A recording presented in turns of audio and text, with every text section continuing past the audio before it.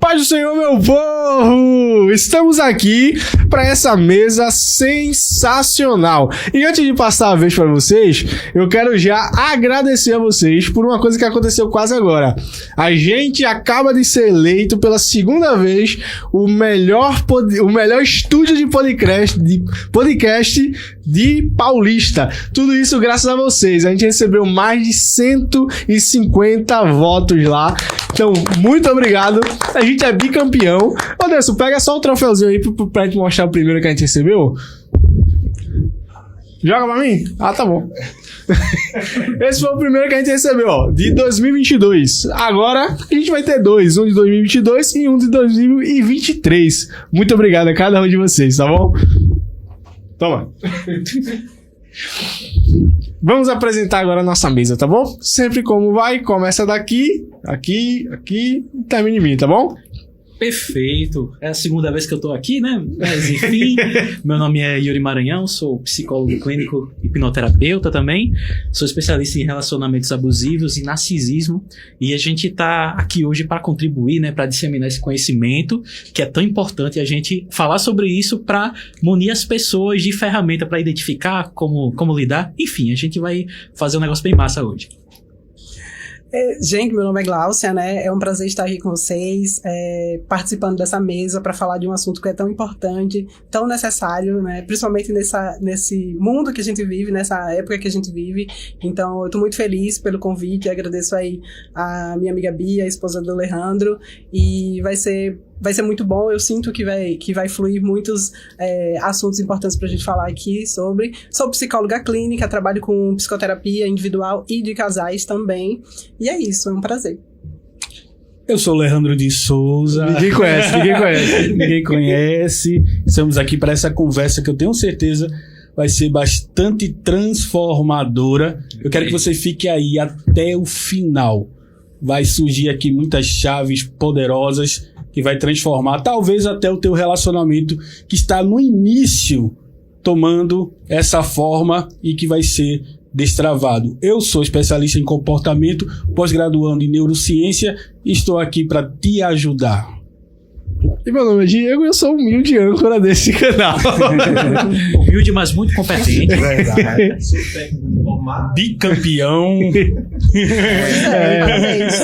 Sou bicampeão. Daqui a pouco tô igual ao Brasil ali. Daqui a pouco sou penta.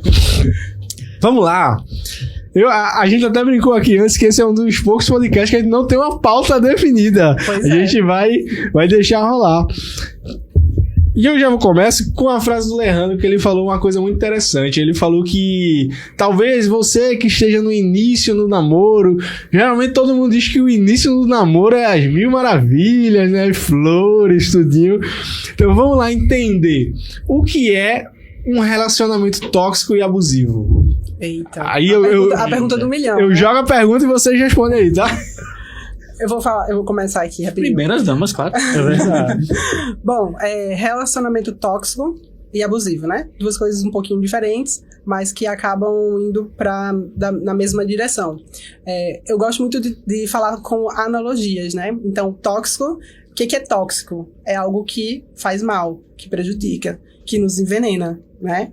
Então, o relacionamento tóxico e o abusivo, ele é tudo de uma forma bem rasa, tá, gente? Mas ele é um relacionamento que ele vai totalmente na contramão do que seria um relacionamento saudável. Então, ele é um relacionamento que tem excessos, né? Excessos de críticas, excessos de colocar pessoas ali, se sentir pequenas. Então, ele começa por aí. Então, ele vai na contramão do que seria aquilo saudável para um relacionamento funcionar. Perfeito. Porque o relacionamento abusivo, como o próprio nome sugere, é um relacionamento que tem o quê? Abuso. Esse abuso ele pode ser físico, pode ser psicológico, e a gente sabe que esse abuso específico afeta a vida das pessoas de uma maneira muito significativa, às vezes atacando a autoestima das pessoas, as crenças de capacidade dela. Geralmente, quando a colega aqui vai poder falar isso também, quando a gente cuida de uma pessoa que está passando por uma situação dessa, essa pessoa está com a autoestima lá embaixo, está se sentindo muito culpada, às vezes passa por um relacionamento onde tudo leva ela a ter alguma culpa e ela é a vítima. E ela se coloca também, é levada a acreditar que ela também é a culpada por tudo que está acontecendo. Então, é um tema bem interessante, muito atual, atualíssimo, e a gente só tá começando, né? É verdade. Enquanto você tava falando, eu pensei sobre a base dos relacionamentos abusivos e tóxicos, né? Que é o denegrir, né? Ele começa aí com denegrir mesmo quem o outro é, através dessas pequenas coisas. Diminuir, né? A diminuir. A pessoa que está passando por esse processo de abuso, ela começa de fato a perder a sua própria identidade, ela começa a acreditar demais no excesso que o outro tá trazendo. Então é o que permeia todo o relacionamento que tem essa característica, né, do abuso. Então é o excesso dessas tem muitas falas, né, Yuri, que a gente pode até, quem tá escutando pode até pensar, nossa, tem essa fala aqui, como por exemplo, nossa, essa tua roupa aí não tá legal, ou você não é tão bonita como você era antes. Tá doida, mulher? Né? Tá doida, Exato. bem... Exatamente.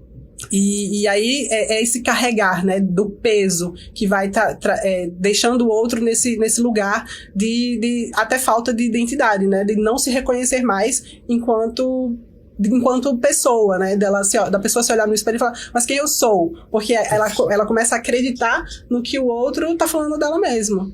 E tem uma questão aqui que, ao ouvir aqui, eu lembrei que tem uma diferença do relacionamento tóxico e do relacionamento abusivo. Na maioria das vezes, as pessoas que são tóxicas, ela não sabe que está sendo. Ela está causando aquilo, mas ela não sabe que está causando.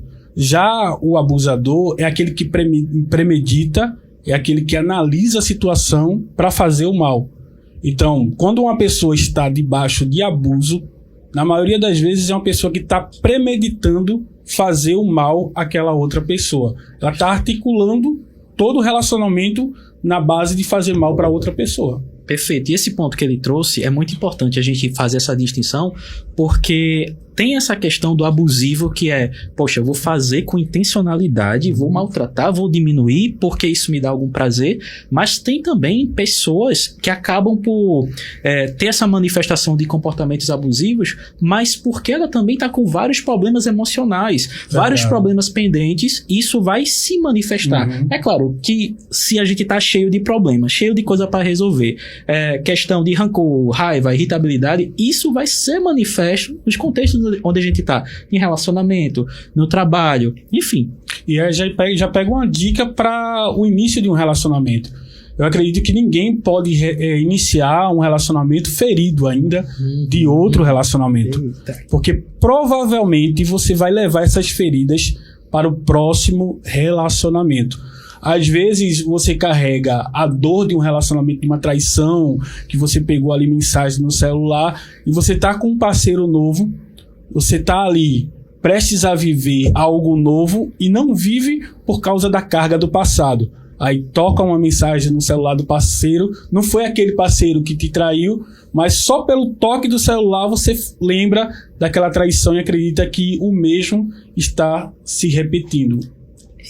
Por isso a importância da terapia nesse momento, né? Porque, por exemplo, nós que atendemos aí, né, mulheres de forma individual e tudo, então é importante que a gente entenda naquele momento da psicoterapia o porquê que ela entrou naquele relacionamento, por que ela permaneceu naquele relacionamento e que a gente possa fortalecê-la para que ela não entre novamente, e que é justamente o que você estava falando, né, de não entrar ferida no novo relacionamento, porque a possibilidade de você cair num relacionamento abusivo é muito alta, né, então assim, por isso a importância de estar dentro de um processo terapêutico para poder entender sobre o que levou estar dentro de um relacionamento assim.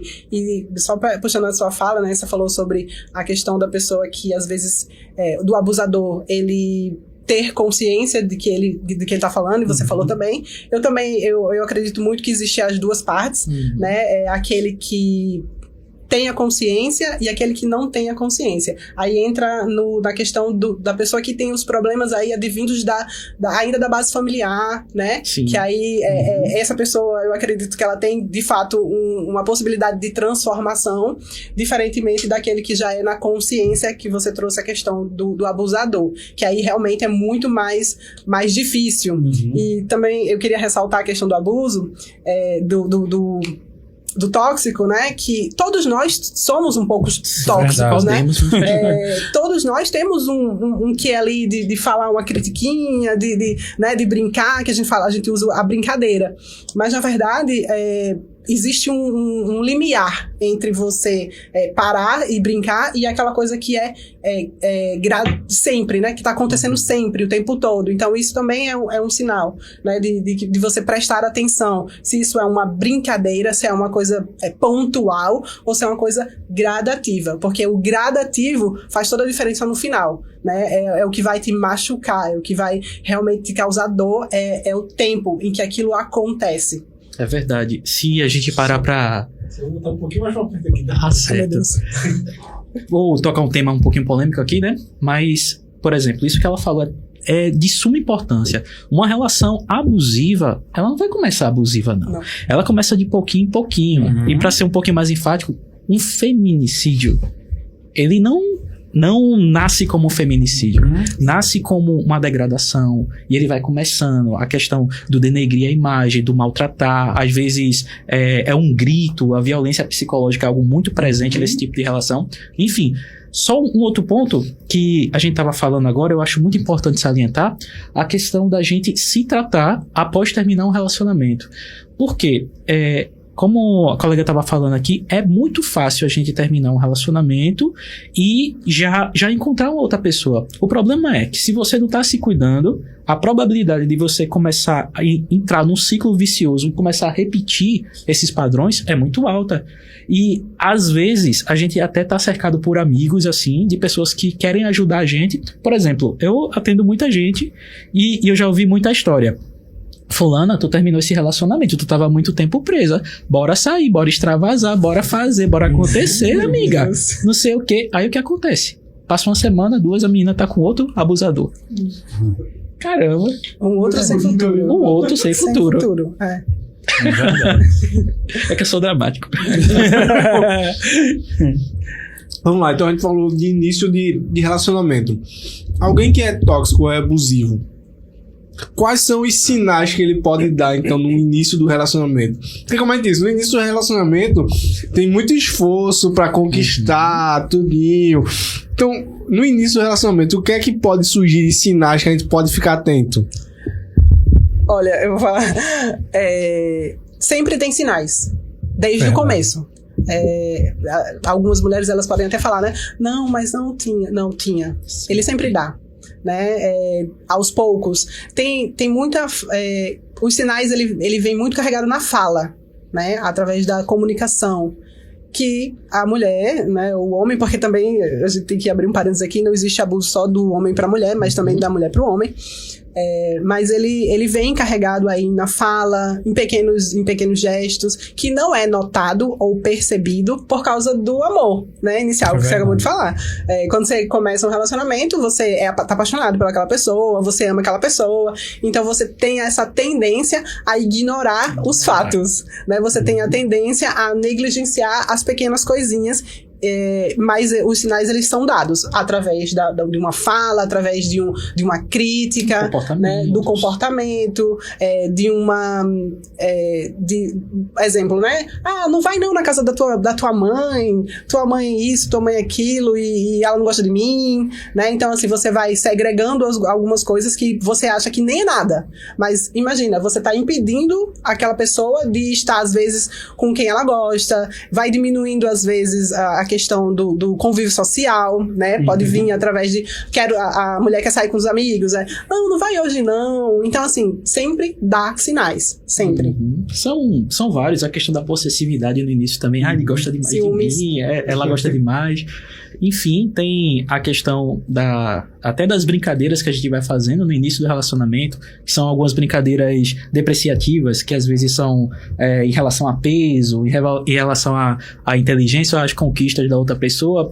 Então, realmente, no início dos relacionamentos é o período onde a gente tá mais, como é que eu posso dizer, mais bestinha pra ver as coisas, porque a gente vai vista grossa pra tudo. Verdade. A questão da paixão, né, é como se fosse uma neurotoxina que lhe cega. É o efeito da embriaguez no cérebro, né? Os mesmos efeitos. O mesmo efeito.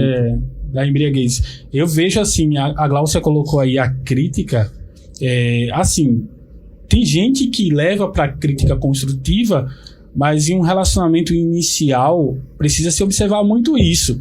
Teve um caso de uma prima que ela tinha tirado a habilitação, aquilo pra ela foi mega, ultra. Uau, né? Porque assim, ela tinha falhado umas 3 vezes. E quando ela conseguiu tirar a habilitação, o namorado dela, acho que fazia uns 2 meses que eles estavam se relacionando, ele estava com um semblante como de desaprovação. Então tava todo mundo feliz por aquela conquista e ele estava como se fosse reprovando aquilo ali. É um sinal bem claro. Graças a Deus de que não deu tem certo. algo errado. Graças a Deus não deu certo, ela seguiu a vida dela, está feliz hoje. Mas ali, se ela tivesse continuado com aquilo ali, provavelmente aquela cena iria se repetir muitas vezes em cada conquista que ela iria ter. Então, esse é um sinal. Quer saber se a pessoa que está perto de você está para somar ou não? Conte para ela uma grande vitória. Conte para ela uma conquista e veja no semblante dela como ela vai reagir. Se ela vai ficar feliz, porque linguagem corporal, ela não mente. O corpo fala. Ela não mente. A gente palavra. pode até sorrir de cantinho assim. Pessoa que, entre aspas, depende dele e crescer, evoluindo, ela ficar bem. Por exemplo, essa questão de ter uma carteira de motorista que pra todo mundo, poxa, massa. Isso opa, peraí, ela tá desenvolvendo uma potência. Ela tá, por exemplo, uma coisa que acontece muito é o pessoal fazer assim, tá bom, larga o que tá fazendo de trabalho, vamos trabalhar comigo, bora fazer outra coisa, bora fazer não sei o quê. E o que acontece? Todo o movimento de potência que essa outra pessoa tem é podado. É podado pra quê? Pra estabelecer um controle. O que ela falou também sobre a questão de afastar das outras pessoas, a coisa que o abusador mais quer, é que a pessoa que ele exerce esse poder se torne o máximo possível dependente dele. Que ele seja a única fonte de recurso. E se a gente vê, é um padrão muito forte. Verdade. Muito forte. Verdade. Então a gente já vê que tem sinais. Muitas. Mas a gente faz vista grossa pela paixão, pelo amor, tudinho. E eu já quero entrar então num ponto que é nas igrejas, tá? Nas igrejas tem uma coisa do eu vou orar pra Deus confirmar. Eita. Tem até Vamos lá. música, né? E aí Deus confirma. Aquela pessoa diz que Deus confirma. Deus confirma. Aquela pessoa disse que Deus confirmou. E, na verdade, começa a ter um relacionamento bem abusivo. Como vocês, como cristão, vê isso? Porque isso acontece muito entre os jovens. Eu vou orar pra Deus me mostrar. Deus me mostrou. O relacionamento não deu certo. Meu presente de Deus, né? Meu presente de Deus, o relacionamento não deu certo. Ele me bateu, ele me traiu. Deus me deu isso. Como é que vocês veem isso? Não, é que eu tô tentando ser cavalheiro Assim, Tá sempre- primeiro você tem tá que certo. ver a perspectiva da pessoa com relação ao que ela pensa que Deus lhe deu. Tem até uma piada gospel que o pessoal conta muito, que um rapaz que estava orando por uma namorada, né? Estava orando, Deus, eu não aguento mais. A primeira que aparecer aqui vai ser a minha. Tinha uma irmã lá que era desfavorecida de beleza. Quando ele levantou o rosto que ele viu, ele disse, tá de brincadeira, Deus. Então a gente tem que ter a perspectiva do que a pessoa pensa que Deus falou pra ela.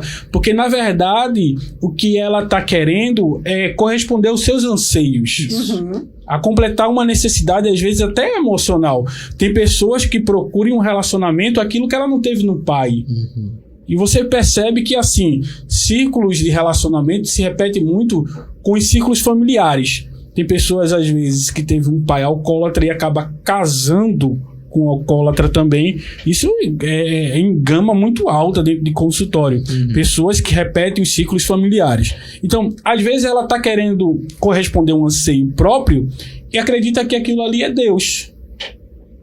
E assim, poucos casos na Sagrada Escritura, Deus interrompeu relacionamentos e iniciou relacionamentos. Poucos casos. Isso não é uma regra bíblica. Você tem que ver o comportamento da pessoa que vai viver com você. Todo ser humano tem defeito, então você precisa analisar se aqueles defeitos irão ser gritantes ou não dentro do relacionamento. Eu acho que essa análise a gente não pode jogar para Deus. Isso. A gente tem que ter a autorresponsabilidade da análise. Verdade. Não é? É isso. Então, quando a gente tem a autorresponsabilidade, a gente vai analisar o que Gláucia pode fazer que vai comprometer o relacionamento. Será que eu vou suportar isso aqui de Alejandro? Será que eu vou suportar isso aqui de Yuri? Não, isso aqui eu não vou conseguir suportar. Então você vai procurar alguém que consegue suportar os defeitos daquela pessoa e consegue viver harmoniosamente. Mas para Deus a gente não pode jogar essa responsabilidade. Exato. Até porque é uma responsabilidade nossa, né? E enquanto Alejandro estava falando, eu estava pensando na questão da percepção. Às vezes é uma percepção errada. Você tem um anseio, como ele falou, né? Uma vontade, e aí você joga para Deus essa responsabilidade, né? De, vou orar aqui, orei um dia, no outro dia já achei essa pessoa. Então, a possibilidade de que foi Deus que mandou é muito pequena, né? Assim, eu acredito que seja muito pequena. Então, aí a gente sabe que é mais da percepção da pessoa. E a possibilidade disso dar errado também é alta. Então tem essa questão da autorresponsabilidade, tem a questão de você, de fato, e mais uma vez eu estava pensando sobre a questão dos valores, né? Como você pode, né? Você como cristã, você vai orar pelo seu varão, pela sua varoa.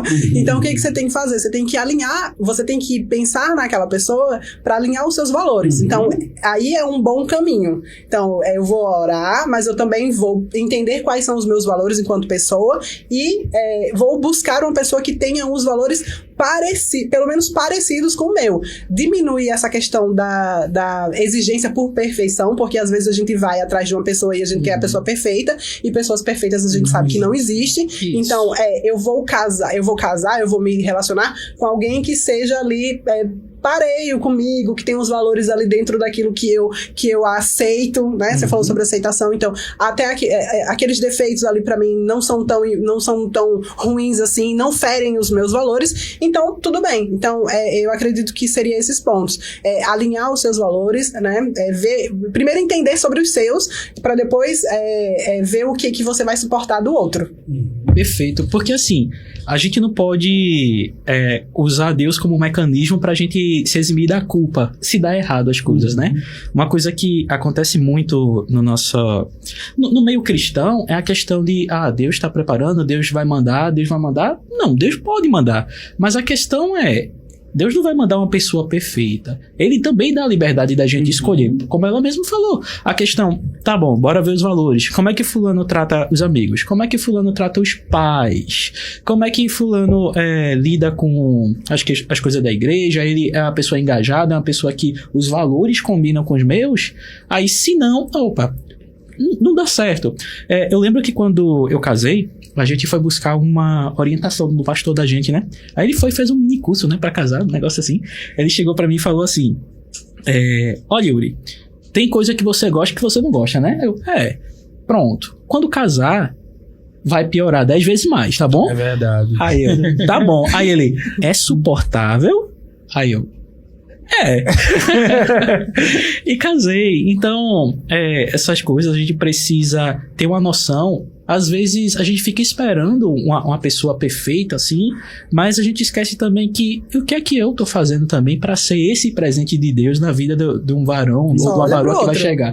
A gente fica esperando, mas o que é que eu posso fazer? Não posso fazer nada, não posso constranger Deus pra Ele me dar logo. Então eu trabalho em mim. Trabalho em mim, conheço meus valores. Eu gosto de trazer um negócio específico quando eu tô trabalhando com alguns pacientes, da gente entender pelo menos 3 coisas. Os nossos valores, o que é importante pra gente, o que é inadmissível e o que é suportável. Porque tem coisas que são valores da gente, por exemplo, família, Deus, nada que vá contra esses valores, eu vou agir.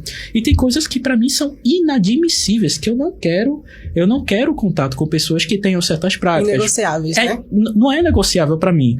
E, mentira, traição, sei lá, ódio contra Deus, coisa desse tipo. E tem as coisas suportáveis, que eu preciso entender isso. Por exemplo, eu tenho um amigo que ele tem CC, eu tenho chulé. Eu vou tirar ele da minha vida por causa disso? Não tem jeito, dá pra resolver. Então, se a gente buscar se conhecer e se trabalhar, as coisas vai dar muito mais certo. Até porque Deus não vai pegar duas pessoas assim e colocar, ele vai alinhar os propósitos. Eu tô buscando a Deus no meu propósito aqui, servindo, fazendo. Opa, tem uma outra pessoa. Aí Deus vai olhar e, olha, interessante, servir junto. Sim. Então, é match, né? É verdade, dá match. Só um parêntese também, a gente, em relação à culpa, né? De colocar a culpa no outro. Então, acho que a gente tem que separar o que é de Deus e o que é nosso. Então, tem a nossa responsabilidade. A gente não pode misturar as coisas. Quando a gente mistura, a gente entra num ciclo que a gente não vai conseguir resolver. Então, separar as coisas. O que é daqui, da terra, o que eu tenho que resolver e é minha responsabilidade, e o que é do espiritual. Né? Enquanto o Yuri estava falando aqui, eu estava lembrando de um poema, por isso que eu estava pesquisando aqui. Ele é atribuído a Mário Quintana, porém é desconhecido. O segredo é não correr atrás das borboletas. É cuidar do jardim para que elas venham até você. No final das contas, você vai achar não quem você estava procurando, mas quem estava procurando por você. Que lindo. Que lindo. Vamos lá. A gente vê hoje em dia muitos jovens apressados que começam a namorar, daqui a 3 meses noiva, daqui a 3 meses casa. Passou 6 meses, os dois juntos e já estão morando juntos. Quando eles começam a morar juntos, eles começam a descobrir coisas e ver coisas do seu parceiro que eles não descobriram no namoro e nem no noivado porque não tiveram tempo. E eles começam a descobrir tudo isso no casamento. Então, o ser apressado, o não conhecer o seu parceiro e deixar pra conhecer no casamento, pode dificultar muito o casamento ou não? Com certeza. Demais. Com certeza. Porque... eu vou. Eu tenho uma opinião contrária. Deixa ela. Vamos ouvir a opinião contrária. Eu acho que depende. Depende. Se aquelas duas pessoas que entraram ali naquele relacionamento muito rapidamente e daqui a pouco começaram a ver que muitas coisas estão erradas, se as duas estiverem disponíveis para fazer dar certo, vai dar certo, né? Agora, se não tiver essa disposição, depende disso, da disponibilidade. Então, por isso que eu discordei aí do com certeza, porque pode acontecer, né? Eu já conheço casos de pessoas que casaram ali muito rápido e estão juntos há 15 anos, há 20 anos, então existe sim uma possibilidade. Verdade. E um ponto específico, agora voltando, eu concordo com ela também nessa questão desse depende, mas uma coisa que eu vejo muito são pessoas que literalmente pularam etapas na vida, ou seja, estavam... Teve casos de pessoas que não chegavam nem a namorar. Não, bora se juntar, bora não sei o quê. Às vezes engravidou, aí bora, não sei o quê. E isso... Quando a gente para pra pensar nos períodos de namoro, de noivado, a gente entende que isso tudo é uma preparação. Uma preparação para que você possa entender os valores da pessoa, entender o que você gosta, o que você não gosta. Agora, se a gente faz essa aposta de loteria, de, poxa, vou morar com essa pessoa, aí... Eita, não era nada que eu pensei. Nossa, sério? Então, é o que acontece. Um ponto específico é que, trazendo um pouquinho para o nosso meio, ele falando, eu percebo que tem algumas denominações e alguns líderes que ele gosta de colocar assim: vai namorar, vai ter tanto tempo e já marca a data. Eu acho um pouquinho prejudicial também, em certos pontos, porque é necessário a gente ter uma previsão. Eu acho interessante. Quando eu casei, olha, a gente vai namorar 1 ano, vamos noivar 1 ano e vamos casar. Aí ela, isso foi logo no início. Assustei ela, né? Assustei, mas casei. Enfim. E tô bem, graças a Deus. Mas quando se pula essas etapas, é complicado. Porque a gente... Tem um amigo meu que ele costuma dizer o seguinte: olha, o relacionamento você não vai conhecer a outra pessoa nunca.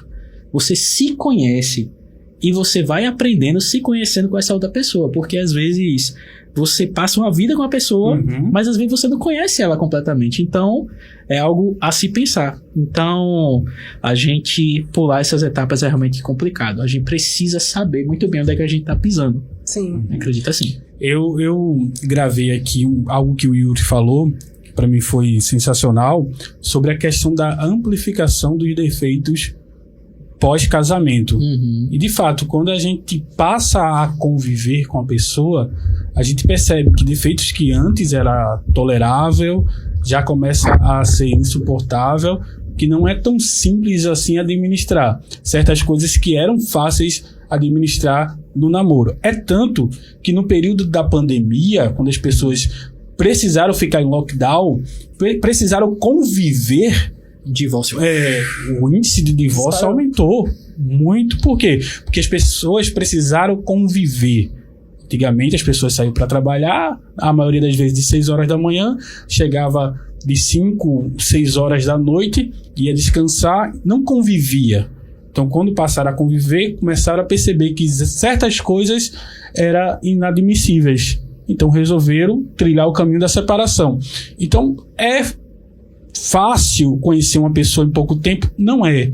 Tem pessoas que passam vidas. Eu vejo casos de relacionamento de pessoas que passaram 12 anos casados e em determinado momento, quando o homem chegou num limite, cometeu barbaridades de tirar a vida das 2 filhas e da própria esposa. Meu Deus. Então, 12 anos de casado. 12 anos de casado. Você chegar num estado desse, conhecer uma pessoa depois de 12 anos... Então, pouco tempo é uma loteria, como o Yuri falou. É muito difícil. Pode dar certo? Preço, tem um preço, na verdade, né? Que você paga por essas decisões que você vai tomar aí precipitadamente. Então, assim, depende. Existe um preço que vai ser alto, né? E tem muita possibilidade de realmente não dar Agora, certo. assim, eu aconselho muito a não casar no período da paixão. No período da paixão, não case. Porque, assim... Toda a virtude da pessoa está sendo amplificada na paixão. Isso. Os efeitos no cérebro é como um efeito da embriaguez. Você não sabe o que você está fazendo. O seu pré-frontal está totalmente apagado. Então, nesse período aí, na maioria das vezes, as escolhas são péssimas. Então, espere as coisas, os sentimentos se consolidarem para poder ter um relacionamento mais saudável. Perfeito. E também, só pegando aqui o gancho de vocês dois, tem a questão do aprofundar, né? Hoje em dia a gente vive relacionamentos muito superficiais, né? Verdade. Que são facilmente descartáveis e facilmente de acabar, justamente por causa dessa rasidão que estamos... É uma era de relacionamentos rasos. Então, essa questão do tempo, quando você quer aprofundar, leva tempo, é um processo. Interessante, Glaucia, é que eu ouvi de um pastor que ele discutia com a esposa e tratava as coisas pelo WhatsApp. Dentro de casa. Eles estavam dentro de casa, ia um para um lado, outro para o outro, e eles resolviam pelo WhatsApp as coisas. Depois se levantava e se abraçava. Aí você vê o nível de superficialidade. Isso é um relacionamento superficial. Porque, assim, nada se compara ao olho no olho, mão na mão, a conversa, a sentar. Mas a gente vive num momento onde as pessoas estão tratando as coisas dentro da sua casa através de redes sociais. Deixa eu fazer só um adendo, um parêntese sobre o que ela falou sobre a questão do aprofundar relações, porque essa rasidão, não sei se tem essa palavra, em relação aos relacionamentos, é o que propaga ainda mais e potencializa as feridas emocionais que as pessoas vão carregando. Ou seja, vamos lá, eu tenho uma relação ruim, aí eu vou aproveitar, vou... Entre aspas, me conectar com mais pessoas e ter esses vínculos descartáveis. Eu tô me colocando num papel de quase uma prostituição não remunerada. Então, eu tô me permitindo, e às vezes inconscientemente, né, ser usada. É tipo aquela novela, né, que o camarada dizia pra mulher: Se prepare que hoje eu vou lhe usar. Rapaz. E a gente percebe que esses vínculos vão gerando cada vez mais pessoas feridas e a gente entra num ciclo vicioso social que vai alimentando, vai ferindo e as pessoas, elas têm cada vez mais dificuldade de aprofundar nos relacionamentos. E isso é algo muito triste, porque assim, um relacionamento saudável, um relacionamento que faz bem, é algo que Deus sonhou pra gente, colocou família aqui, enfim. Então, várias pessoas acabam desistindo. Eu já vi pessoas desistindo, gente com raiva de homem, gente com raiva de mulher, eu não quero mais não. Outro homem dizendo, eu vou arranjar um outro homem, isso sim. Mulher também. E tipo, é comum, mas é compreensível por causa dessa cultura do descarte. Do imediatismo, né? Isso. Do que é supérfluo mesmo, assim. Do prazer imediato, Do né? prazer imediato. Certo, vamos lá. Eu não sei citar o nome dessa pessoa. Eu só vou falar Rodrigues, que é o sobrenome, tá? Isso é o Wallace. Wallace. O Rodrigues pergunta: como agir ao perceber que está em um relacionamento, exemplo, casamento tóxico? E eu vou só abranger um pouquinho. O mundo diz, se divorcia, separa. Tem igreja que prega, não pode se divorciar. Se acostume com isso e continue.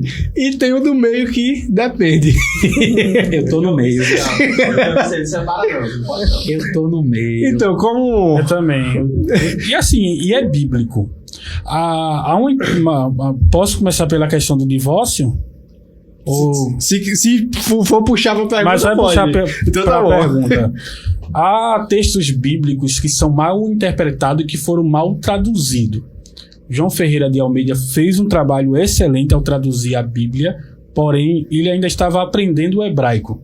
Então algumas palavras eram do desconhecimento dele. Entre elas a palavra divórcio, que é interpretada às vezes por desquite. Havia na cultura judaica um movimento onde os fariseus, principalmente os fariseus, ao invés de se divorciar, dava carta de desquite. O que era isso? Ele colocava a esposa de lado, não tinha relacionamento afetivo com a esposa, arrumava outra esposa e para não dar o dote àquela, ele não se divorciava.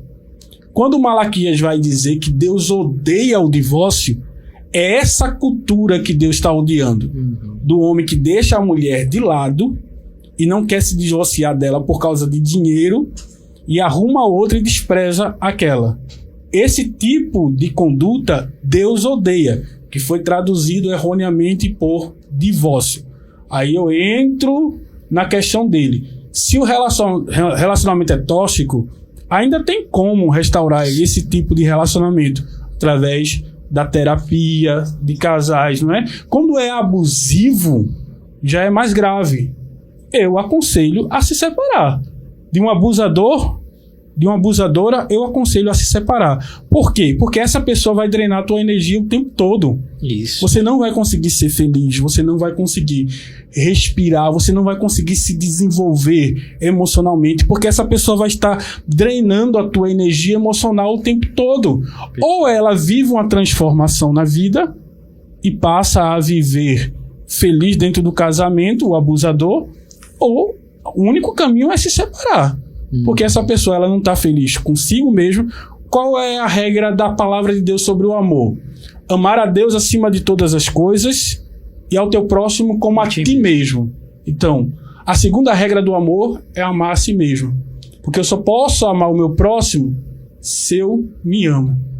A dimensão do amor que eu vou ter pelo próximo é pelo amor que eu tenho por mim. Uma pessoa que vive um relacionamento abusivo, essa pessoa se ama? Ela aprende a não manifestar esse amor por si própria. E um ponto que é preciso salientar é que quanto mais tempo você passa numa relação abusiva, menos força para sair dela você vai ter. Porque, vamos lá, a gente tá falando de uma relação abusiva, onde a pessoa se sente culpada o tempo todo, ela sente a autoestima lá embaixo, vários problemas em relação à autoimagem, enfim. Então, quando a gente vai trazer a questão da relação tóxica, tem jeito ainda. Agora tem um ponto. É um esforço bilateral, né? Uma pessoa só não. Os dois chegar e, tá bom, tô com muito lixo emocional pra resolver. Bora resolver pra dar certo o casamento. Agora, o esforço onde uma pessoa tá se matando o tempo todo também não dá certo, não. Isso tá muito longe do que Cristo sonhou pra gente enquanto um relacionamento. E assim, falando desse ponto, se pode divorciar ou não, poxa, pode e deve. Você acha que nosso Deus ia ficar feliz, tipo, vendo uma pessoa maltratando uma serva e ela lá, não, peraí, vou ir para outro ponto, preciso ser, como é que posso, submissa, não sei o que nem a Bíblia fala, o que é outra interpretação errônea. Errada também. Mas enfim, precisa, porque às vezes, como a gente já viu esses dias acontecer, às vezes a falta de uma posição, de um negócio assim de não, preciso me livrar disso aqui, pode custar até sua vida. Isso tá tão doentio, Yuri, que as pessoas preferem matar o parceiro, a parceira, ao invés de se separar. Uhum. Porque o divórcio vai pegar mal no mundo evangélico. Aí prefere assassinar, tirar uma vida, ao invés de se divorciar. Isso tá uma loucura. Esse pragmatismo teológico sobre o divórcio, eu acredito que vai chegar um tempo que alguns pastores que ainda seguram essa rédea, é lógico que a gente também não vai banalizar as coisas, claro. Não é? E generalizar também, né? As coisas. Mas, tipo, uma pessoa que vive um relacionamento abusivo, ela deveria receber uma orientação espiritual para dizer, olha, você está livre para se divorciar. Porque até quando Cristo vai interpretar a questão do divórcio, ele diz, e por que vocês não dão carta de divórcio também? Ele está falando ali de duas palavras, que ao invés de você negligenciar a esposa e deixar ela de lado, por que vocês não dão a carta de divórcio? Porque era custoso para eles. Eles tinham que devolver o dote. Então, isso se repete nos dias atuais. As pessoas, por causa do per capita, por causa do financeiro, acabam ou desprezando a esposa, porque eu conheço vários casos de homens que são maravilhas no altar, mas quando chegam em casa dormem em quartos separados da esposa. Então, que tipo de identidade cristã é essa? Onde se vive por aparência e a pessoa que deveria ter mais importância na nossa vida, que é Deus, que nos conhece no secreto, não é honrado, porque Deus não está sendo honrado nisso. Porque as pessoas estão fazendo para outras pessoas, mas no secreto ela está revelando quem de fato ela é. Isso me lembra uma charge que eu vi há alguns anos, que era o seguinte: tava o filho na igreja, né, com a família, e o filho chegava pro pastor e perguntava assim: pastor, a gente pode morar aqui? Aí o pastor ficou daquele jeito, né? Oxente, por que você quer morar aqui? É que papai é tão bom aqui. Tá vendo? Olha, Bruno. Tem outra também, tem uma que o pastor tá elogiando o homem que faleceu, né? Homem de Deus, santo. Aí o filho, mamãe, vai ver se é papai que tá ali mesmo. Ainda bem que criança não mente, né? Vamos lá. A Edjane pergunta se para existir um abusador necessariamente precisa de uma pessoa que aceite ser abusada ou não. Aquela pausa dramática, né? Não necessariamente uma mulher, porque os abusadores não é só num casal, né? A gente sabe que existem pais abusivos, mães, então sim, precisa ter uma outra pessoa que vai ser ali abusada, mas não necessariamente dentro de um casal. Mas no caso, a outra pessoa precisa aceitar ter consentimento que está sendo abusada e aceitar tudo aquilo? Entenda, a pessoa abusada, ela não aceita, ela vai caindo nessa armadilha aos poucos. Ela vai sendo iludida, né? Enganada. É aos poucos. Ninguém, em sã consciência, vai entrar num relacionamento abusivo. Ninguém. Então, a gente já falou aqui no começo sobre o começo ser muito encantador. Então, no começo é maravilhoso. A pessoa que geralmente tem essa característica abusiva, ela vai dar tudo. Absolutamente tudo pra outra pessoa. Então, essa pessoa ela vai caindo aí aos poucos até, de fato, ela começar a perceber que aí já não é no começo, é no processo que leva um tempo, e aí vai acontecendo. Entendeu? Pronto. Eu queria fazer só uma menção específica, tá um pouquinho fora do tempo. Tá e não tá, né?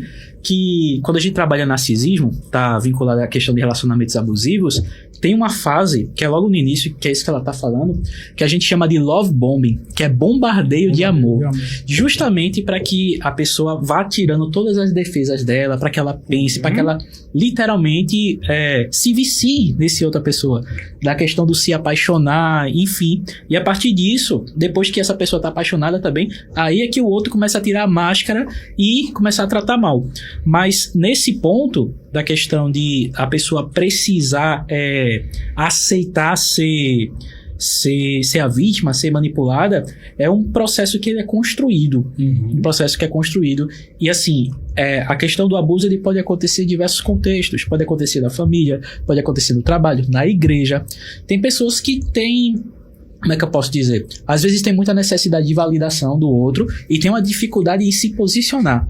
A gente consegue perceber essa característica nas pessoas. De tipo, alguém vai tentar falar com ela, não é isso não. A gente vê aquela firmeza. Já outras, que é devido à história de vida, enfim, em algum momento a gente pode ser assim, a gente tá livre não, da gente, poxa, realmente, e acabar sendo manipulado. Nenhum de nós tá livre disso não. Tem a questão das crenças, né? Por exemplo, assim como a gente tá falando das características do abusador, existe as características da pessoa que é abusada. Normalmente existe ali por trás, quando a gente entra na terapia, a gente vai entender a história dessa pessoa, a gente descobre em alguns momentos que tem umas crenças ali por trás de abandono, né? Aquela pessoa, ela não teve uma base sólida familiar, às vezes, para entender o que é ser amado de verdade. Então, aquela pessoa, ela tem uma autopercepção, às vezes, de si mesma muito, muito ruim, por isso que ela acredita naquilo que aquela outra pessoa tá falando. Então, tem muito isso. Tem as características dessa pessoa muito forte, que aí a gente vai trabalhando cada uma delas e desfazendo e refazendo essas crenças, trabalhando a autoestima, né? Porque, de fato, a autoestima de pessoas que passam por relacionamentos abusivos é quase inexistente, então tem que fazer um trabalho com autopercepção, de fato, né? Se perceber, se reencontrar, se reidentificar. E herda também da família, né? Essas crenças. Porque, assim, tem pessoas que viram o pai abusando da mãe a vida toda. E acham que isso é normal. Acham que isso é normal. Quando vai para um relacionamento abusivo, ela teve uma referência de um relacionamento abusivo. Exato. E só uma questão que eu quero colocar aqui, Diego, com relação às travas que o abusador vai tirando das pessoas, porque a maioria das pessoas, ela tem as travas, a proteção emocional. Só que uma pessoa que é manipuladora, ela consegue tirar essas proteções emocionais como? Através do vitimismo. Os manipuladores, abusadores, gostam muito de se passar por vítima. Tem uma frase de Yuval Harari que ele diz que a compaixão foi um elemento fundamental para a nossa evolução. Porque quando a gente passou a ter compaixão do outro, a gente passou a ajudar o outro. Mas, todavia, isso derruba barreiras que a gente coloca para autoproteção. Então, quando o abusador percebe que ele não está tendo espaço, ele começa a falar que vai tirar a própria vida. Isso é uma frase muito constante nos abusadores. Que não vai sobreviver. Que não vai sobreviver sem aquela pessoa, que ninguém ama ele. Não que a sei família viver sem você. Não sei viver sem você. Então, fique atento para essas frases que possivelmente é frases de um possível abusador. Que ninguém vai te amar como eu te amo. Geralmente, quando um relacionamento tá começando estranho, alguma coisa assim, algumas atitudes, geralmente um amigo fala, ó, isso aí tá estranho, um familiar pode ver e falar, isso aí não é normal, mas porque as pessoas que estão nesse relacionamento meio que não ligam ou parece que aquela pessoa tá inventando alguma coisa. É porque essa pessoa realmente não tá vendo essas coisas. Como a gente tava conversando agora há pouco, tava falando sobre a questão de se apaixonar, no início tudo é flores. E assim, eu tinha falado isso da outra vez, até no nosso meio cristão, a gente acha que o outro quando tá falando, tu quer botar terra no meu relacionamento, isso sim. E a gente olha a coisa se desenhando e a outra pessoa entrando naquilo e a gente pensa, como é que ela não percebe? É porque o entendimento dela foi tomado. É como ele estava falando aqui do processo de embriaguez. Não tá pensando, ela não tá tendo uma visão crítica daquilo. E outra coisa específica. Quando a única forma da gente perceber uma relação abusiva quando a gente entra em uma é se a gente tiver conhecimento prévio. Ou seja, se eu parei, estudei, opa, tal ponto aqui, opa, peraí, isso aqui tá acontecendo comigo, Mas se a gente não tem, não é todo mundo que dá valor a estudar isso, a perceber isso aqui e acaba aprendendo como? Aprendendo na prática, quebrando a cara. E a bronca tá certo, o que é que eu faço para ajudar um amigo desse? A gente se mantém presente. Eu desenvolvi uma técnica em terapia para tirar um pouquinho dessa barreira das pessoas dizer assim, teu relacionamento é abusivo. O que eu pedia para alguns pacientes fazerem, os que eram amigos e estavam vendo. Aí eu dizia assim, tu vai fazer o seguinte, tu vai pegar um material desse e tu vai chegar no teu amigo e vai dizer, olha, eu tava lendo isso aqui, eu acho que isso aqui tá muito parecido com a coisa que eu vivo, dá uma olhadinha. Porque se você chegar, olha, tu tá num relacionamento ruim, toma esse material aqui. Poxa, Não. Então opa, olha isso aqui, eu tô vivendo, eu tô achando que isso aqui tá meio parecido, dá uma olhada. Aí, com sorte, porque às vezes nem isso. Aí a pessoa, opa, peraí, pô, isso aqui tá acontecendo. E ela vai buscar mais e talvez a pessoa consiga se libertar ainda do início. Verdade. Tem uma coisa também que eu acho bem interessante dentro dos relacionamentos abusivos. É uma crença de que a pessoa vai mudar. Então, começa muito bem, né? Aí começa a aparecer os sintomas, os sinais ali. E a pessoa ela tem aquela percepção, que aquela pessoa é boa, né? Porque no começo era tão bom, era tão maravilhoso, então como é que mudou? Não mudou. Ela vai mudar. Ela vai se transformar, vai voltar a ser o que era antes. E isso é uma crença muito perigosa, porque pode ser que mude, mas pra pior. Isso. Essa crença é uma crença que alimenta uma coisa chamada dependência emocional. Porque assim, se a gente tá numa expectativa de que esse outro vai mudar, qualquer migalha emocional, qualquer leve princípio de mudança, peraí, eu vou cuidar um pouquinho aqui só pra fazer essa manutenção, sabe?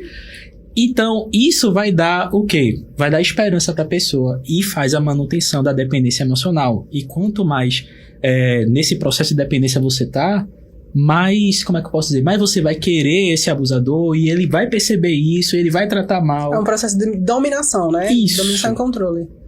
E é feito através dessas migalhas. Poxa, tô vacilando, tô muito tempo longe, não sei o que. Vou fazer o que pra ainda deixar ela no meu controle? Aí, ó, toma uma migalhinha emocional, tá bem, não sei o que. Enfim, acontece. O Biel Fostes, eu acho que é assim que se cita a parte Fostes, eu sei. Ele pergunta: o que é aconselhável fazer a mulher que depende financeiramente do homem e tá passando por esse tipo de relação? Quais os meios vocês acham que eles devem recorrer?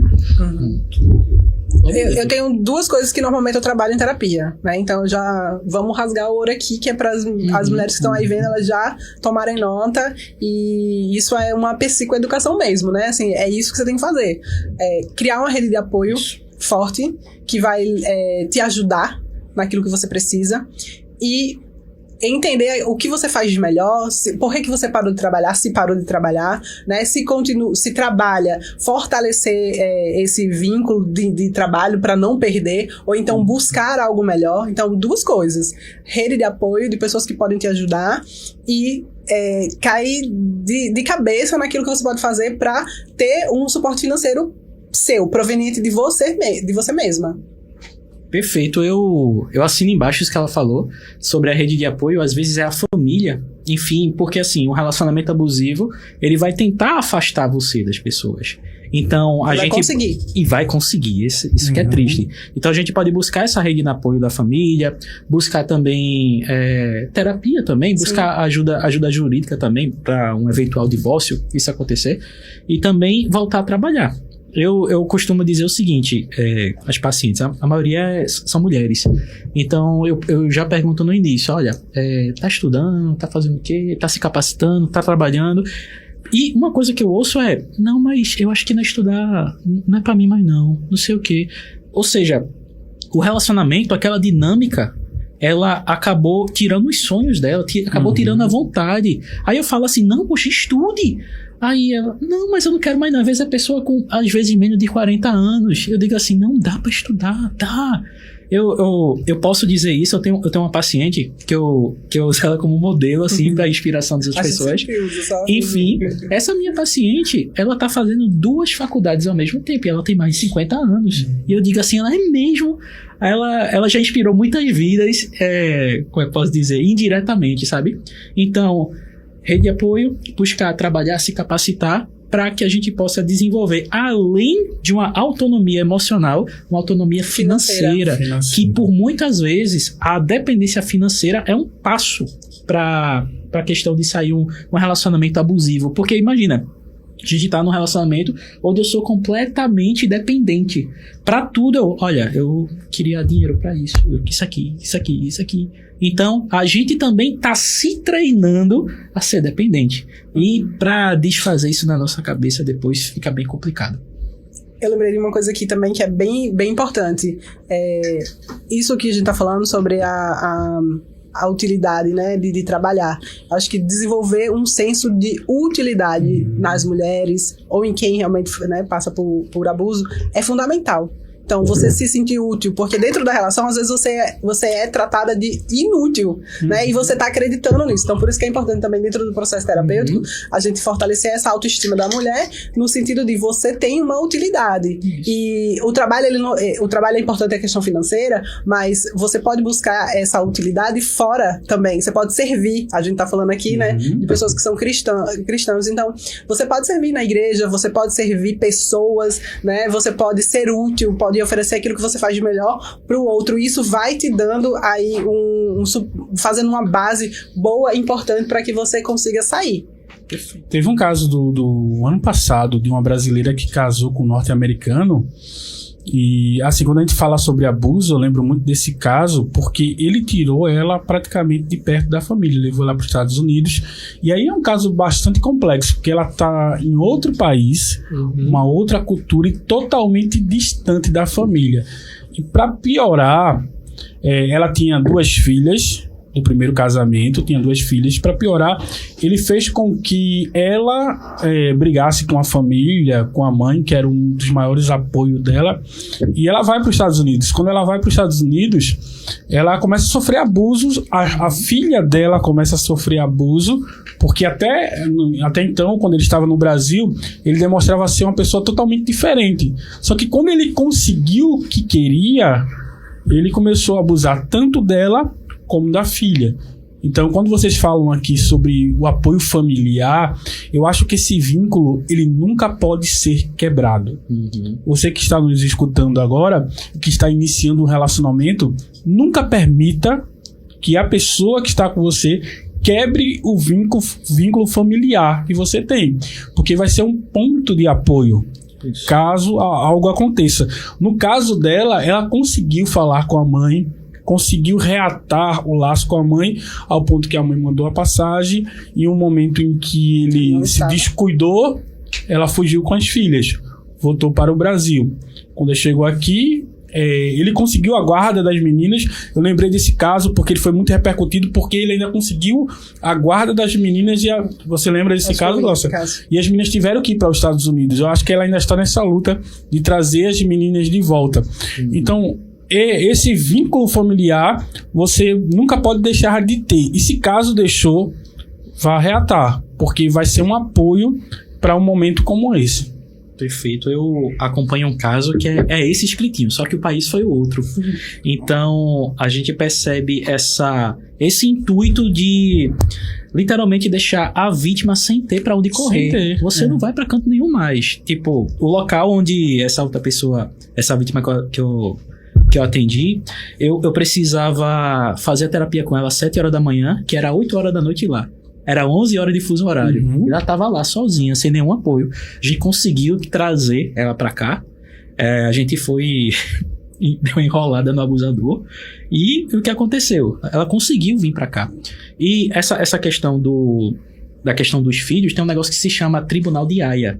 Não sei se vocês já ouviram falar, mas é um negócio que provavelmente foi nisso que levou as crianças a serem reportadas. Porque às vezes, quando a pessoa está muito lá longe, em outro local, tem essa lei que ela é sob todas as leis, que é o Tribunal de Haia, que impede que a pessoa fuja com os filhos. Impede isso aí. Aí quando cai nessa lei, o que acontece? Os filhos são deportados, precisa voltar para lá. Aí, em que casos essa lei não é aplicada da questão dos filhos? Quando se consegue provar que essa vítima ela realmente estava passando por violência doméstica ou violência psicológica. Aí isso a gente entrou firme e conseguimos. Mas é uma luta, é um processo muito, muito difícil, muito penoso. A parte do divórcio também. A parte do divórcio é péssima quando você vai se divorciar de um abusador. Geralmente, abusadores também têm rede de apoio. Verdade. Que é complicado, que são pessoas que ajudam eles. No narcisismo, a gente usa esse termo, que é macacos voadores. Que são pessoas que levam informações, levam e traz, faz todo esse processo. Então, é algo que a gente precisa disseminar muito isso. As pessoas precisam ter acesso a esse tipo de informação. Massa. Vamos lá. Vamos entrar agora. Oi. Ligar o microfone. Isso, vamos agora ligar o microfone. Era exatamente isso que eu ia dizer. Vamos agora entrar em uns versículos bíblicos que pessoas se apoiam para dar ênfase no que eles estão fazendo. Vamos lá, Deus, sabe para mim, por favor, aí, Efésios, capítulo 5, versículo 22 até o 24. Aqui na Bíblia. Vamos lá. Vós, mulheres, sujeitai-vos a vosso marido como ao Senhor. Porque o marido é a cabeça da mulher, como também Cristo é a cabeça da igreja, sendo ele o próprio Salvador do corpo. De sorte que, assim como a igreja está sujeita a Cristo, assim também as mulheres sejam em tudo sujeitas a seu marido. Eu acho que todo mundo já escutou esse versículo. Mulheres principalmente citam ele como uma coisa muito ruim. Paulo tá mandando as mulheres ser sujeitas em tudo aos vossos maridos. Chamam Paulo até de machista. Exato. Porque eu tenho mais 2 textos aqui pra apresentar e os 2 textos foi Paulo que escreveu. As feministas. Deixa eu só voltar um pouco pra gente chegar nesse versículo. Gênesis. Capítulo 1. Vamos só para o primeiro. Vamos para Gênesis capítulo 1, capítulo 2. No versículo 2. Não precisa colocar não, pode deixar aí, que foi até bem estratégico, deixar até o versículo 24. Nos primeiros capítulos de Gênesis está escrito por que a mulher foi criada. O texto diz que a mulher ela deveria ser uma adjuntora do seu marido. A adjuntora é aquela que está ao lado. Até a forma da criação da mulher demonstra isso. Porque, assim, foi toda científica a criação da mulher, né? Deus mandou um sono profundo em Adão, anestesia geral, cerrou uma das costelas, tem medula óssea lá. A única forma de se clonar uma pessoa é através da medula óssea. Tirou uma das costelas e colocou carne no lugar, uma cirurgia plástica, né? E formou a mulher para ser adjuntora. O propósito inicial, antes do pecado da mulher, era ser adjuntora no cuidado do jardim, naquilo que Deus tinha outorgado para Adão. Todavia, entretanto, quando o pecado vem no capítulo 3 de Gênesis, a mulher passa a ser submissa ao marido, depois do pecado. O texto diz que ela passa a ser submissa e que o seu desejo seria para o seu marido. Isso foi mal interpretado não só por nós, mas por a maioria das pessoas que viveram no Antigo Testamento. Paulo, ele explica aqui como é que se dá essa submissão. Você ficou até o versículo 24, mas tem o versículo 25, que diz assim, vós, maridos, amai a vossa mulher, como também Cristo amou a igreja e a si mesmo se entregou por ela. Então, essa submissão ela tem que ter como base o amor sacrificial. Quando o marido está disposto a dar a própria vida pela mulher, como Cristo deu pela igreja, fica mais fácil a mulher ser submissa a um homem desse. Porque o homem que está disposto a dar a sua vida pela mulher, qual mulher não vai ser submissa a um homem desse? O problema é que se usa só a questão da submissão da mulher e acha que o homem não tem compromisso nenhum no relacionamento. Quando o homem é um abusador e não está disposto a dar a sua vida, esse não é o casamento de Efésios. Então, essa mulher, ela não tem responsabilidade nenhuma de ser sujeita a um homem abusador e que não está disposto a dar sua própria vida por ela. Eu queria fazer uma breve... falar um pouquinho também sobre isso. Olha, tava deputado. Que quando a gente fala da família, a gente entende que a família é o nosso primeiro ministério, né? Do qual Cristo colocou o homem como cabeça, ou seja, o líder, e a mulher, ela entra nessa sujeição, nessa submissão voluntária para auxiliar nesse primeiro ministério. E quando a gente fala, esse versículo ele é muito lindo porque faz uma associação direta com a questão de Jesus com a igreja. Nós somos a noiva de Cristo. Então, a mesma sujeição que a gente tem em relação a Cristo, que é, eu não estou sendo forçado, mas eu, de bom grado, eu quero servir, eu quero agradar meu esposo, que é Jesus Cristo, da mesma forma que Jesus deu a vida pela sua igreja, pela sua noiva. Então, eu acho bem engraçado esse recorte, porque assim, eu nunca vi um homem reclamando de tipo, eu tenho que morrer pra... Eu tenho que morrer por ela. Mas essa questão de sujeição, e na maioria das vezes é só o versículo 24, a pessoa não tá lendo tudo. Inclusive, já teve vários casos que assim, às vezes tá a pessoa na igreja, né, tipo, falando voto de casamento, e já viralizou várias vezes as pessoas... quando o padre ou o pastor diz ser sujeito ao marido, a pessoa, não, aí aquele alarde todo. Mas a sujeição bíblica é uma sujeição voluntária, uma sujeição, como você mesmo falou, sacrificial, porque Cristo deu a vida por nós, da mesma forma que um esposo, ele dá a vida pela esposa. Se eu perguntar para qualquer um aqui, a gente responde sem hesitar, dá a vida pela esposa? Sim, acabou-se, como Cristo fez. E é por isso que essa sujeição, essa submissão bíblica é o que dá mais liberdade do que esse mundo, né? Porque se a gente para pensar, todo mundo não, vou generalizar, né? Não vou cometer esse erro, mas a maioria das pessoas que apontam esse ponto como sujeição, você não pode ser submissa a seu marido, não sei o quê, tipo, tá, beleza, mas no teu trabalho, tu é submissa a teu chefe? Né? Na faculdade, tu é submissa ao professor para fazer as questões? Em vários outros contextos, não é submissa? Não é submisso? Por que tá querendo criar caso nisso aqui agora? Então, se a gente conseguir perceber o real sentido e a beleza dessa passagem bíblica, a gente entende que o que vem sendo falado sobre essa sujeição, e até na igreja, quando a gente fala de relacionamentos abusivos, esses versículos têm sido usados sim, para respaldar abusos. Um pastor, um grande líder recentemente, e ele é um grande teólogo, chegou a afirmar que a mulher tem que se rastejar ao homem. Mas veja só, Yuri, quando o Paulo fala que o amor tem que ser sacrificial ao ponto do marido entregar sua própria vida, esse é o extremo do cuidado. Ele tá visando aí algo extremo que o homem deve fazer. E tem homem que não faz nem o mínimo. Isso. Nem o mínimo, não é nem respeitoso. Um homem, às vezes, que trai e quer sujeição da mulher. Homem, às vezes, que trata a mulher com arrogância, é ignorante e quer a sujeição da mulher. Esse não é o homem de Efésio que merece a sujeição de uma mulher. Ele não é.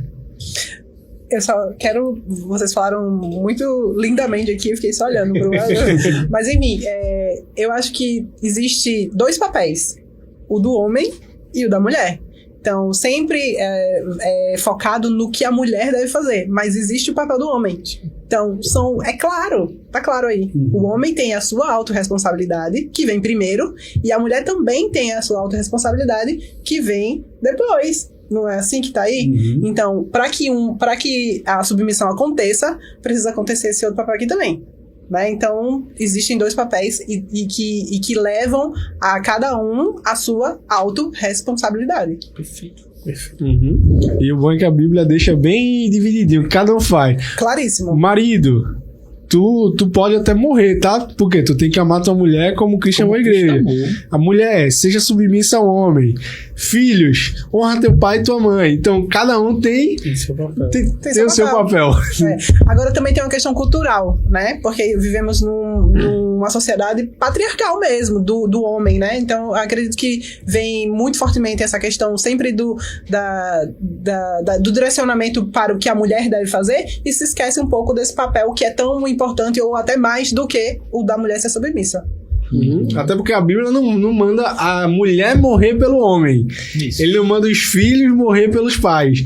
Mas o marido, ele fala, se for possível, morra pela esposa. Exatamente. E eu acredito, né, que quando Deus pensou nisso aqui, né, ele pensou assim, no papel e o tamanho de cada pessoa, né? Tipo, se o homem ele é a cabeça, então ele tem que ter um papel bem grande. Verdade. E o Paulo, vamos defender Paulo aqui, né, gente? Vamos, Paulo. Porque Paulo estava sendo acusado de machista aí o tempo todo. Na verdade, Paulo está esclarecendo algo que já deveria ter sido esclarecido.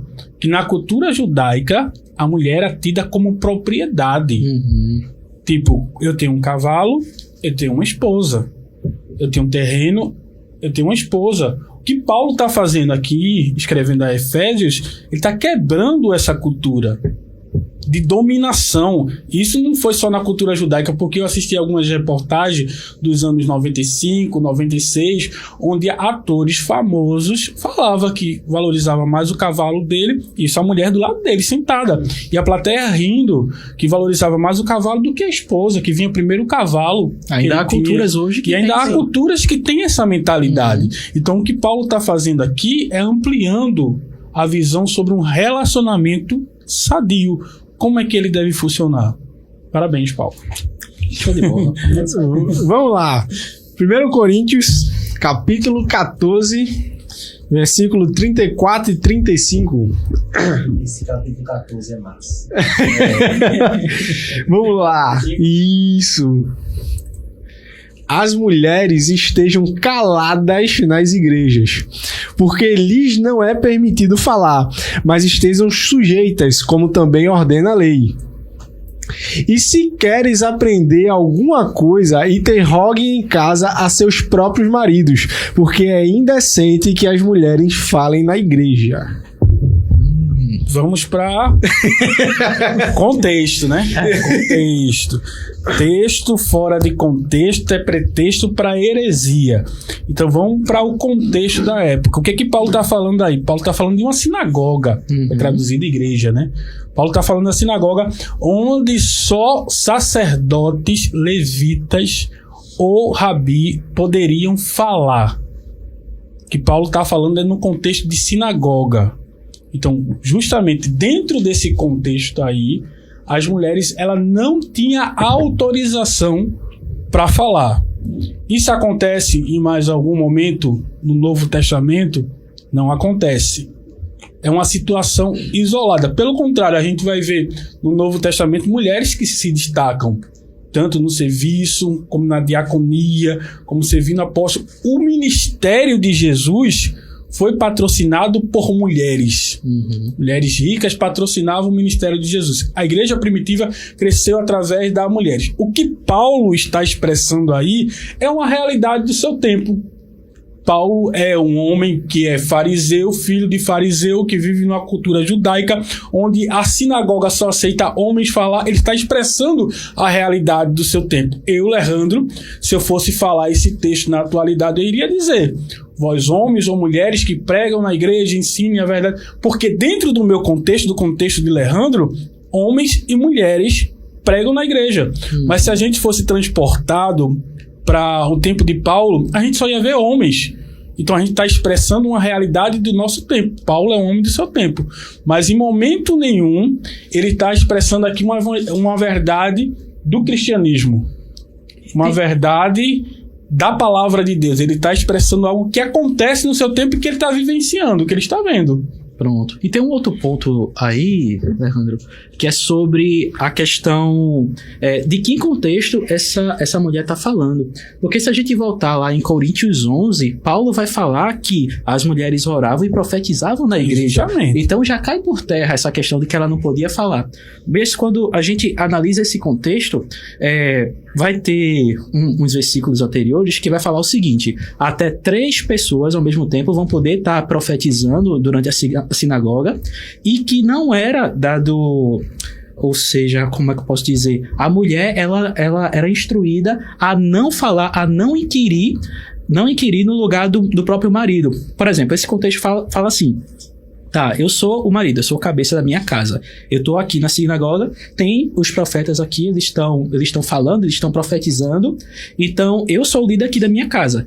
Se nesse mesmo contexto que você fala, se a mulher ela entrasse e começasse a inquirir essa outra pessoa, ela estaria tirando o quê? A autoridade do esposo, como líder da casa dela. Então, esse contexto, as mulheres podem falar sim, porque ele fala em Coríntios 11. Talvez se puder buscar o versículo específico que fala onde... É em Coríntios 11 que fala que elas profetizavam e oravam na Assembleia. Já cai por terra isso.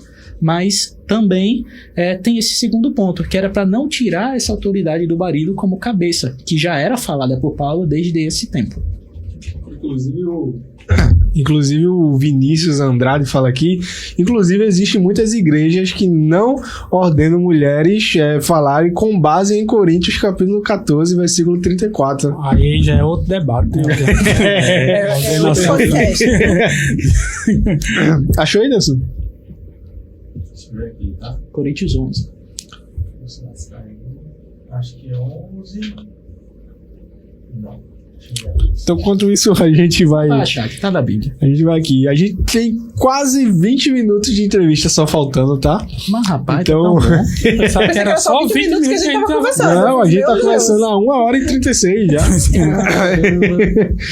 Falta 20 minutinhos. Então, vamos lá, gente. A gente já falou bastante, já entendemos bastante coisa. Então eu queria aproveitar esse último minutinho para realmente falar no mundo cristão, que é o que a gente vive, é o que a gente vivencia, tudo mais. Pessoas que são da igreja, quando estão passando por isso, costumam procurar terapeutas ou não? Ou procura o próprio pastor lá? Eu acredito que vai da consciência. Então, tanto no mundo cristão, se as pessoas têm a consciência de que tem algo errado, elas procuram, né? Então, assim, inclusive eu atendo algumas mulheres que são cristãs, a gente acaba atraindo pessoas, né, que são ali, têm os mesmos valores que a gente. Então, sim, se ela tem uma consciência de que tem algo errado, ela vai procurar terapia, vai procurar alguma coisa para ela sair daquele lugar. Perfeito. Um outro ponto é que eu vejo muito acontecer as mulheres, pode ser homem também, buscar essa primeira orientação com a liderança. E esse é um ponto primordial, porque assim, se essa liderança ela não tiver, como é que eu posso dizer, bem entendida sobre esse tema, sobre essa questão, ele talvez atrapalhe esse processo, talvez potencialize a questão do abuso, Sim. Enfim, mas pelo que eu vejo, essa questão tem sido bem trabalhada nas igrejas, O Olha aí. tempo que a gente tá vivendo hoje é um tempo de muita informação também. Sim, Isso ajuda, informação, né? Com que as pessoas procurem e tenham essa clareza que é necessária. Amém. Chegou a revelação aqui, ó. Senhor Google. Euclides Neto. O Euclides Neto mandou no comentário lá. O pessoal é enganjado, né? Pode ler, Yuri. Pode ler? Pode ler. Mas toda mulher que ora profetiza com a cabeça descoberta, e já é aquele outro ponto, ó, polêmico também, da outra vez, ó. Com a cabeça descoberta, desonra a sua própria cabeça, porque é como se estivesse rapada. Porque aí tem a questão das prostitutas de Afrodite que tinham as cabeças raspadas, né? Aí é outra questão cultural também. Mais tempo, né? Mas ele diz que a mulher tava lá orando e profetizando. Justamente, pronto. Então tá bem claro, né? Certo. Então é muito importante porque de fato eu acho que muita gente vai procurar primeiro o pastor, Ô, primeiro... Diego, só Pode falar. com relação a isso, porque assim, teve um caso que eu não conhecia o pastor, mas assim, na mesa, no momento de comunhão ali, a gente ouviu essa história de um pastor que apoiou um casamento de uma pessoa que era um abusador, e ele aconselhava muito a mulher a não separar, porque Deus ia mudar o marido, aquela conversa toda, né, de crente pentecostal, que às vezes não entende as verdades bíblicas, que Deus ia mudar o marido, que ela continuasse orando tudo, ao ponto que o marido foi e tirou a vida da mulher. E esse fardo para esse pastor foi tão árduo que ele abandonou a igreja. Ele não conseguiu ir mais para o altar, ser mais a mesma pessoa, porque assim, o peso, A culpa, né? o peso da culpa, ele passou a carregar e ele viu que aquilo ali comprometeu o ministério dele, a vida dele. Então, antes de você aconselhar uma mulher ou um homem a permanecer num relacionamento abusivo, pense duas vezes, porque a vida daquela pessoa depende às vezes de uma palavra do líder espiritual. Se o líder espiritual chegasse e dissesse, olha, vamos procurar ajuda, vamos procurar um terapeuta cristão que vai lhe entender, vamos procurar ajuda, e se for casos de agressão físicas ou agressão psicológica, aconselhe essa pessoa, tente orientar essa pessoa para procurar aquilo que Glaucia falou, que o Yuri falou, uma teia de base emocional, Uma rede entre de a família, apoio, né? uma rede de apoio, para poder se livrar desse relacionamento abusivo. E não aconselhar, como os antigos faziam, suporte porque Deus vai mudar, sem estar passando por aquela situação. Tem um poema que eu esqueci quem é o autor, mas diz assim, se você quer conhecer os meus passos, calce as minhas sandálias. Então, só quem sabe o que está vivendo em um relacionamento abusivo é quem está dentro de um.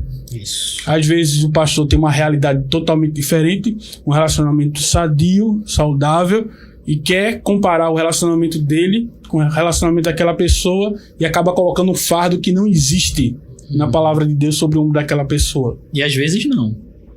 Às vezes nossos líderes são abusivos. É verdade. Aí que a coisa Aí é fica que ele vai complicada. defender o abusador mesmo.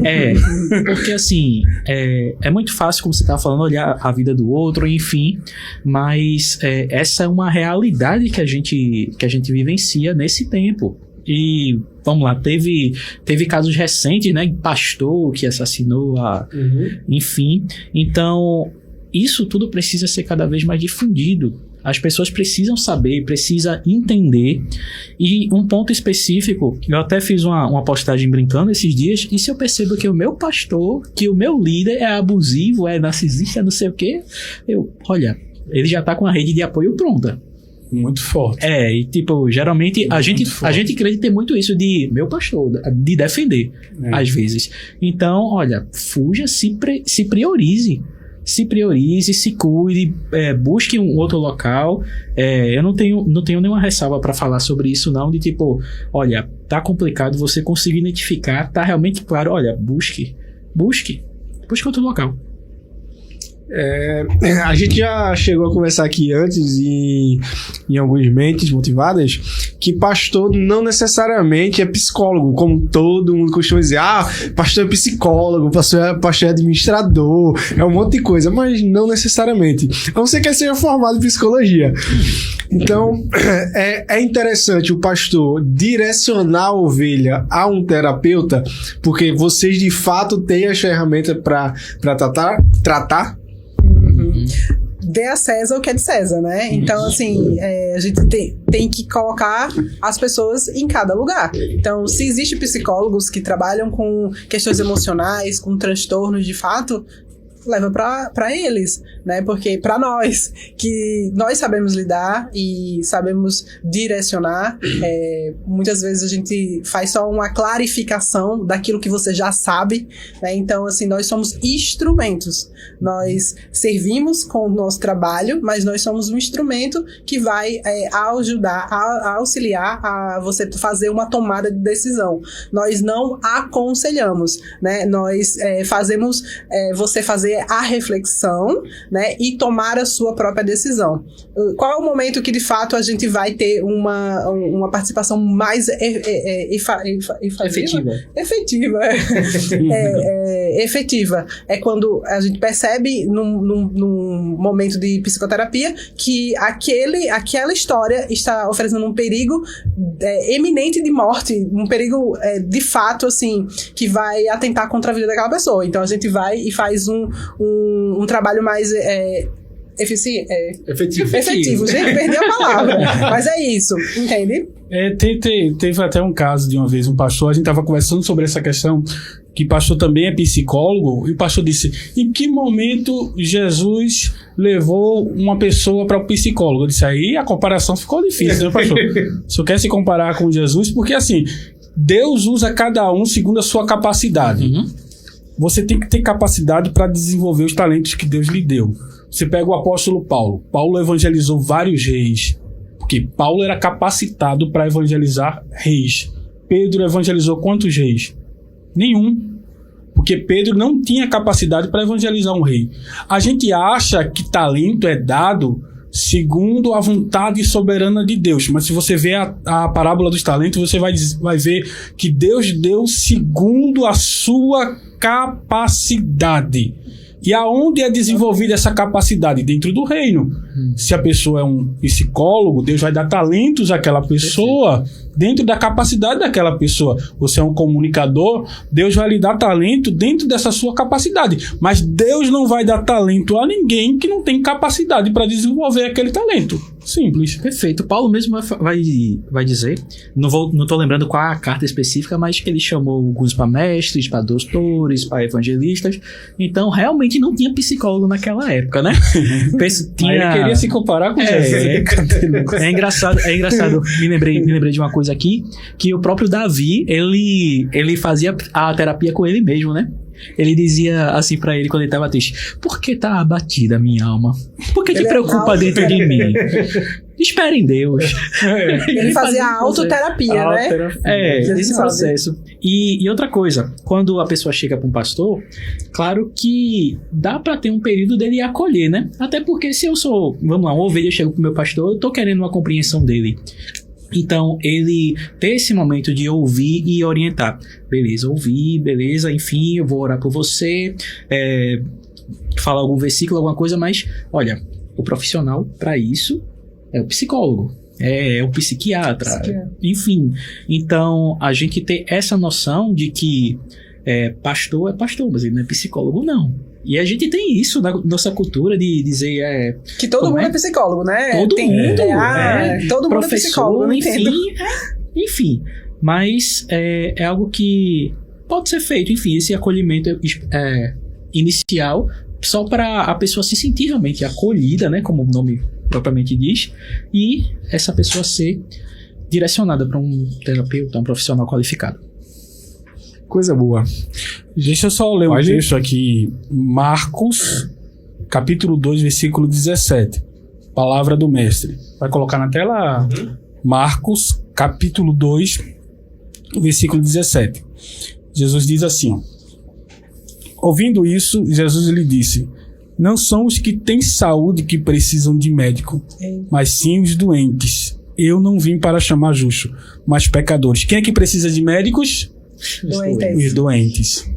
Então Jesus, ele não desclassificou a medicina. Ele disse, se é doente, precisa de médicos.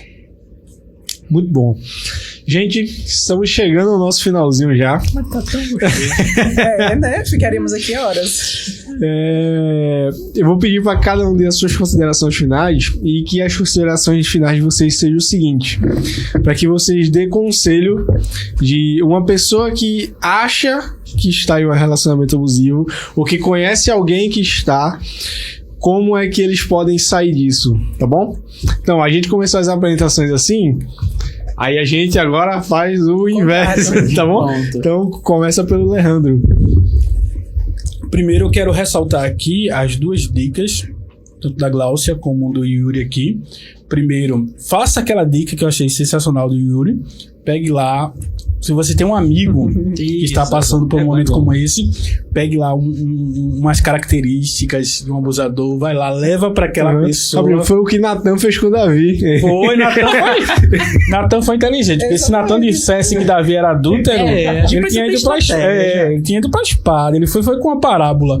Então, volta lá a live, volta lá, escuta a dica do Yuri e vai ser muito prática. E lembrando daquilo que a Gláucia falou, tenha uma rede de apoio. Tenha sempre uma rede de apoio familiar. E sempre busque conhecimento sobre o assunto. Acendeu a luz vermelha? Começa a buscar conhecimento. Veja se de fato a pessoa que está do seu lado é um abusador ou tóxico ou só está passando por um momento difícil. Porque também, às vezes, a pessoa pode ter algumas características que a gente falou aqui e só tá passando por um momento difícil. Aquela fase vai passar. Mas sempre fique alerta e busque um profissional da área, gente. Busque. O Yuri falou aqui algo excelente. Vá lá, fale com o seu pastor, seu líder religioso. Eu lidero uma congregação, mas o meu aconselhamento para pessoas que estão passando por algum trauma psicológico é buscar um especialista da área, porque ele conhece as ferramentas melhor do que qualquer outra pessoa para te tirar dessa nevoura. Verdade. Então, minhas orientações são essas que eu já tinha falado, né? Se percebe que está dentro aí de um relacionamento tóxico, abusivo, procurar... principalmente o autoconhecimento, né? Então, procurar rede de profissionais capacitados, psicólogos, psiquiatras, entender sobre você mesma, se de fato é algo que você precisa transformar também em você, e quem que pode estar ali do seu lado. Então, seria por aí, né? A saúde mental não tem a ver só com psicoterapia, tá? Tem pilares que justamente é corpo, é mente, é alma, é espírito. Então, fortalecer esses pilares é fundamental também para que você não entre e fundamental também para que depois você saia. Então, seria isso, assim, olhar o todo, né? Verdade. Aquilo que você não pode fazer sozinho, você vai procurar pessoas que podem te auxiliar. E as pessoas que podem te auxiliar são as pessoas da área, né? Pessoas profissionais capacitados para aquilo. Perfeito. Um ponto específico que eu acho muito importante da questão da terapia é da gente tentar se entender através do autoconhecimento, porque às vezes há alguns padrões que a gente vem repetindo na nossa vida e também há muito lixo emocional que a gente vem carregando por causa das nossas experiências. Às vezes é a culpa, é rancor, raiva, e tudo isso vai nortear nossos comportamentos, os nossos pensamentos. Então, se eu tenho um autocuidado em relação a mim mesmo, de, poxa, eu preciso resolver essas coisas que ainda estão pendentes. Então, fica muito mais fácil da gente lidar com qualquer situação emocional. Claro que a gente pode buscar cada vez mais informação sobre isso, trabalhar nossa rede de apoio, buscar terapia, buscar orientação jurídica, se a gente tiver um caso que é muito complicado, buscar a Deus também, claro. Então, entender que tem jeito a situação. Seja se a gente estiver no início de um relacionamento, identificando os primeiros sinais, tem jeito. Eu passei 10, 20, 30 anos que já vi caso Tem jeito ainda, você não morreu não. Tem jeito, enquanto há vida, há esperança. Então, se você começou a perceber isso aqui, poxa, a gente precisa buscar informação. Tá, o que eu preciso fazer? Busca um profissional capacitado que você vai conseguir entender, sair daquele escuro que a gente se percebe quando tá, às vezes, sozinho. Então, peraí, deixa eu ver, esse caminho aqui, dá certo, aqui. Então, põe isso na cabeça, não importa a situação não. Tem jeito, mas a gente precisa saber encontrar quem é que pode ajudar e achar esse jeito, sabe? É importante. É verdade. Amém. Pessoas, muito obrigado por cada um de vocês que ficaram até aqui. Obrigado a cada um de vocês que estão aqui. A mesa hoje foi muito topada. A conversa foi muito boa. A cada mentes motivadas que a gente faz é uma experiência incrível. E tá aqui com pessoas muito inteligentes, capacitadas na sua área é muito bom. Então eu espero que se esse podcast chegar para uma pessoa que esteja nessa situação e perceba, eu estou nessa situação e eu tenho que sair.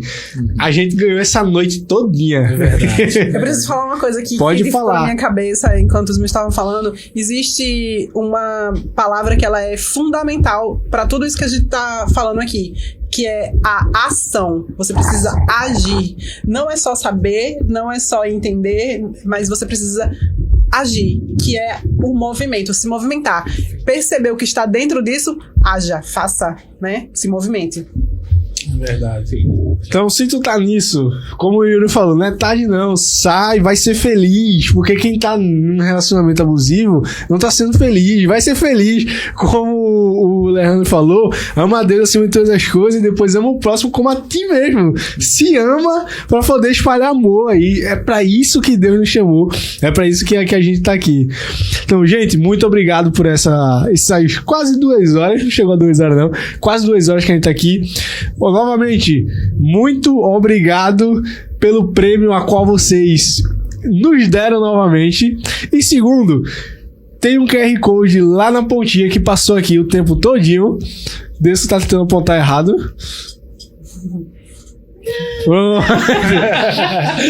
Se você quiser ajudar com essa obra, é de graça. Não do teu bolso, vai ter alguma doação no teu bolso, mas é de graça o tempo. Então vai lá, ajuda a gente para que a gente continue com essa obra e a gente continue trazendo muito mais conteúdo. Então, gente, fiquem na paz, fiquem com Deus, não se esqueçam dele, se prendam a ele e qualquer coisa que você achar, procura uma rede de apoio, procura esse pessoal aqui que eu tenho certeza que você vai sair disso, tá bom? As redes sociais de cada um que tá aqui já tá na descrição, né? Já está aqui embaixo na descrição. Então qualquer coisa, só você procurar eles que eu tenho certeza que vai ser abençoador pra sua vida. Fiquem todos na paz. Tchau, tchau.